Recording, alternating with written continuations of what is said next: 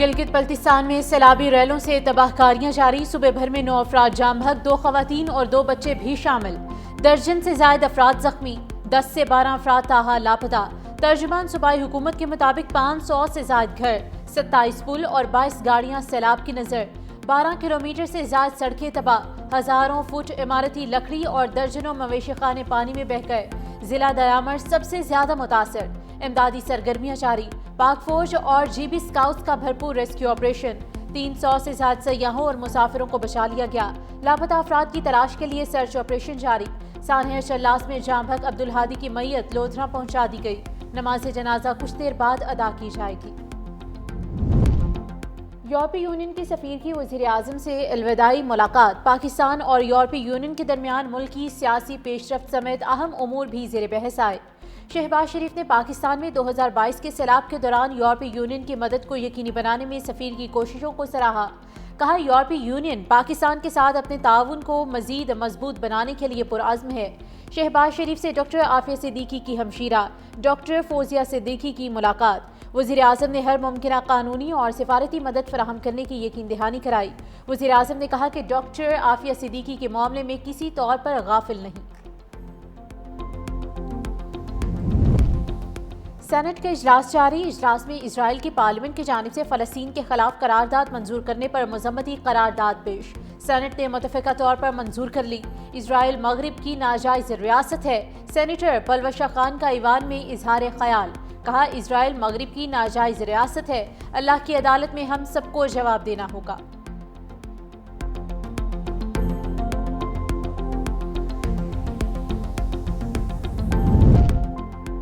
D G S P R lieutenant general Ahmed Sharif Chaudhry کی لاہور میں مختلف مذاہب کے نمائندوں اور نوجوانوں سے ملاقات، آپریشن بنیان مرصوص کو پاک افواج ہی نہیں پوری قوم کی کامیابی قرار دیا۔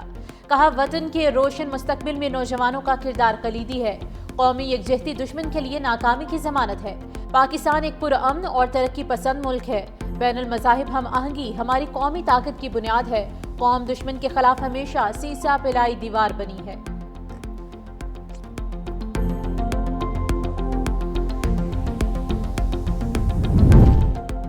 اور کراچی کے علاقے کورنگی نمبر 4 میں مبینہ پولیس مقابلہ، فائرنگ کے تبادلے میں 2 ڈاکو ہلاک، تیسرا زخمی۔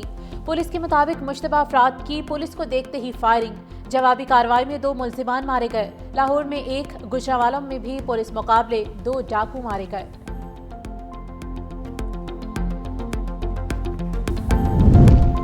نائب وزیر اعظم اسحاق ڈار نیو یارک سے واشنگٹن پہنچ گئے۔ دفتر خارجہ کے ترجمان کے مطابق امریکہ پہنچنے پر پاکستانی سفیر رضوان سعید شیخ نے سفارت خانے کے اعلیٰ حکام کے ساتھ نائب وزیر اعظم کا استقبال کیا۔ اسحاق ڈار آج امریکی ہم منصب مارکو روبیو سے ملاقات کریں گے۔ ملاقات میں پاک امریکہ 2 طرفہ تعلقات، تجارت، سرمایہ کاری اور اقتصادی تعاون پر بات ہوگی۔ نائب وزیر اعظم آج معروف امریکی think tank the Atlantic council سے بھی خطاب کریں گے۔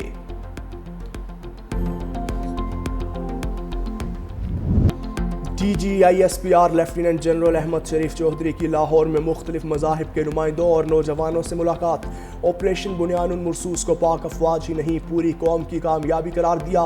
کہتے ہیں وطن کے روشن مستقبل میں نوجوانوں کا کردار کلیدی ہے، قومی یکجہتی دشمن کے لیے ناکامی کی ضمانت ہے۔ پاکستان ایک پرامن اور ترقی پسند ملک ہے، بین المذاہب ہم آہنگی ہماری قومی طاقت کی بنیاد ہے، قوم دشمن کے خلاف ہمیشہ سیسا پلائی دیوار بنی ہے۔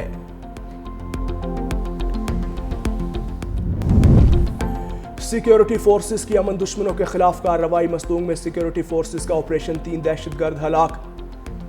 فائرنگ کے تبادلے میں میجر زیاد سلیم اور سپاہی ناظم حسین شہید۔ آئی ایس پی آر کے مطابق فورسز ملک سے دہشت گردی کے خاتمے کے لیے پرعزم ہیں۔ مستونگ میں فتنہ ہندوستان کے دہشت گردوں کے خلاف کلیئرنس آپریشن جاری ہے۔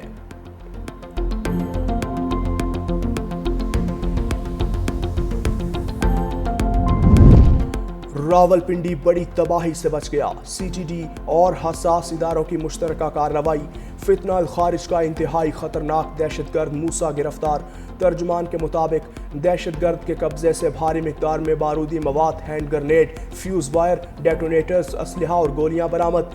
دہشت گرد افغانستان میں تربیت حاصل کر چکا، فتنہ الخارج کے اہم کمانڈر کے ساتھ رابطے میں تھا، حساس مقامات کی ریکی مکمل کر چکا تھا، چند روز قبل ویڈیوز بنا کر سوشل میڈیا پر وائرل بھی کی تھیں۔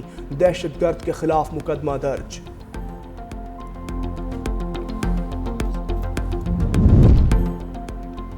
اپوزیشن اتحاد کا 31 جولائی کو اسلام آباد میں اے پی سی کا فیصلہ۔ سلمان اکرم راجہ نے کہا تحفظ آئین پاکستان آئینی اور نظریاتی تحریک ہے، 5 اگست کو عوام اپنی بیزاری کا بھرپور اظہار کرے گی۔ بانی پی ٹی آئی کا جیل ٹرائل وکلاء اور خاندان کے بغیر چلایا جا رہا ہے۔ مصطفیٰ نواز کھوکھر نے کہا کہ تحریک کا پہلا قدم آل پارٹیز کانفرنس سے ہوگا۔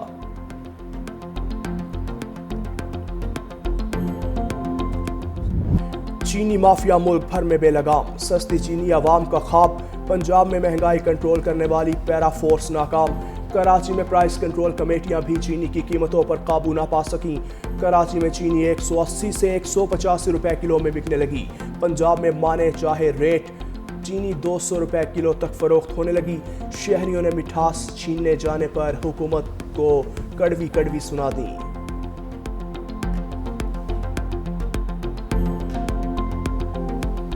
100 روپیز کی آدھا کلو دی ہے 100 روپے کی، حکومت کچھ کہتی ہے اور دکان والے کچھ کہتے ہیں، تو میں تو بہت پریشان ہوں۔ چینی تو ہر گھر میں استعمال ہوتی ہے، ریٹ پتہ کیا تو 250 روپے سے کم کلو چینی نہیں ہے، مہنگی بھی ہے اور کہاں مل رہی ہے سستی، کوئی چیز ہی نہیں سستی مل رہی۔ 31 جولائی سے شروع سرائے سود 10% ہونے کا امکان، اسٹیٹ بینک کی مالیاتی پالیسی کمیٹی کا اجلاس بدھ کو طلب، پالیسی ریٹ میں 100 سے 150 بیسس پوائنٹس کمی کا امکان۔ ماہرین کا کہنا ہے کہ مالی سال 2025-26 کی پہلی پالیسی میں محتاط فیصلے کیے جائیں گے۔ اسٹیٹ بینک نے سال بھر کے لیے 8 اجلاسوں کا شیڈیول بھی جاری کر دیا۔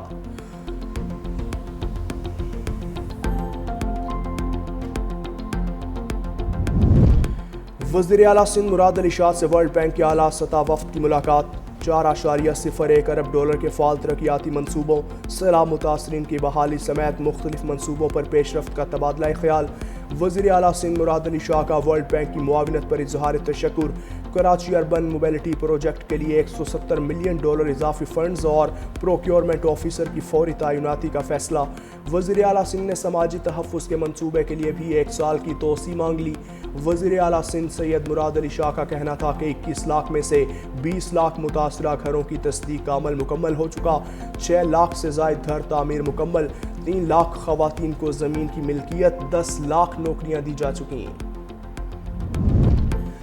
حکومت سندھ کا یوم آزادی اور مارکہ حق کی تقریبات منظم پرجوش اور تاریخی انداز میں منانے کا فیصلہ، سینئر وزیر شرجیل انعام میمن کی زیر صدارت اعلیٰ سطح اجلاس، سڑکیں، عمارات، مارکیٹس قومی پرچم، روشنیوں اور بینر سے سجائی جائیں گی، خصوصی بچوں، خواتین، بزرگوں اور اقلیتوں کے لیے تقریبات، مشاعرے، تھیٹر، کھیلوں کے مقابلے، ملی نغموں کی شامیں بھی ہوں گی۔ 14 اگست اور مارکہ حق کی مناسبت سے ہونے والی تقریبات سندھ حکومت کے وی این کا آغاز ہوگی۔ سندھ حکومت یہ دن ایک عہد، ایک وعدے کے طور پر منائے گی۔ لاہور میں سی سی ڈی سے مبینہ مقابلے میں 2 ڈاکو مارے گئے، لاہور کے علاقے نشتر میں سی سی ڈی ماڈل ٹاؤن کا مبینہ پولیس مقابلہ، اوکاڑا کا رہائشی 49 سالہ ملزم مشتاق احمد ساتھیوں کی فائرنگ سے ہلاک۔ لاہور میں ہی دوسرے مقابلے میں ڈاکو صالح فائرنگ کے تبادلے میں ساتھیوں کی گولی لگنے سے ہلاک۔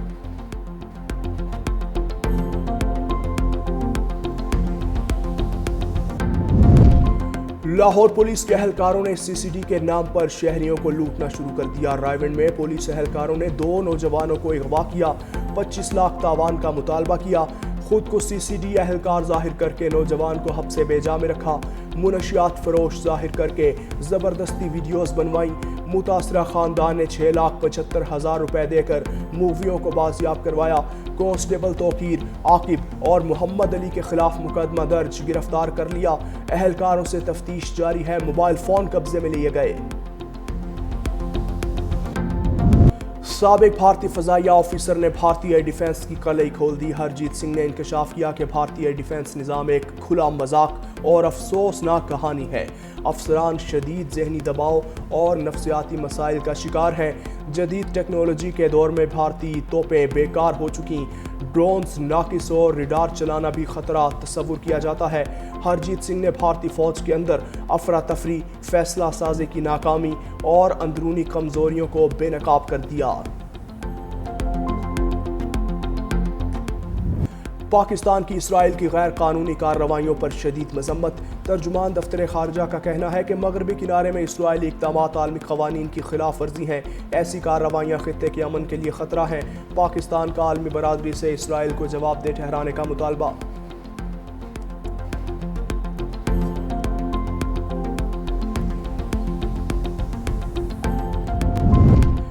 مشرق وسطیٰ میں پائیدار امن کے لیے فرانس کا فلسطینی ریاست کو تسلیم کرنے کا فیصلہ۔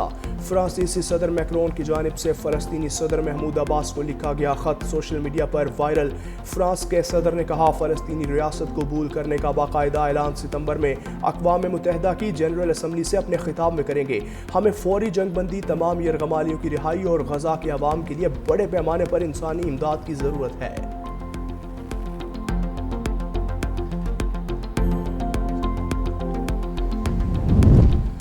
غزہ میں جنگ بندی کے لیے مذاکرات میں پھر کوئی فیصلہ نہ ہو سکا۔ امریکہ اور اسرائیل نے اپنے وفود قطر سے واپس بلا لیے۔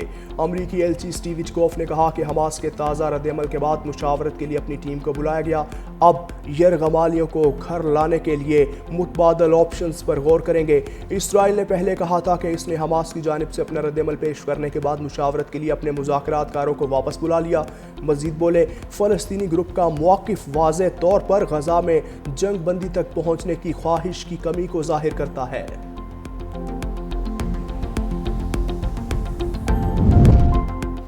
امریکی صدر ٹرمپ کی ٹیک کمپنی کے مالکان پر سخت تنقید۔ کہا کہ امریکی عوام کو فائدہ پہنچانے کے بجائے دوسرے ممالک کو فائدہ پہنچانے کی اجازت نہیں دیں گے۔ ٹرمپ دور میں سب سے پہلے امریکہ پالیسی پر عمل درآمد ہوگا۔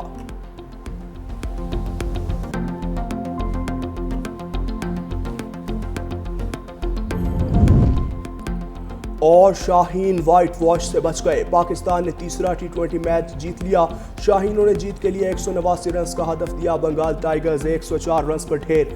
صاحبزادہ فرحان 63 رنز کے ساتھ نمایاں رہے۔ سلمان مرزا نے 3 وکٹیں حاصل کیں جبکہ بنگلہ دیش نے سیریز 2-0 سے اپنے نام کر لی۔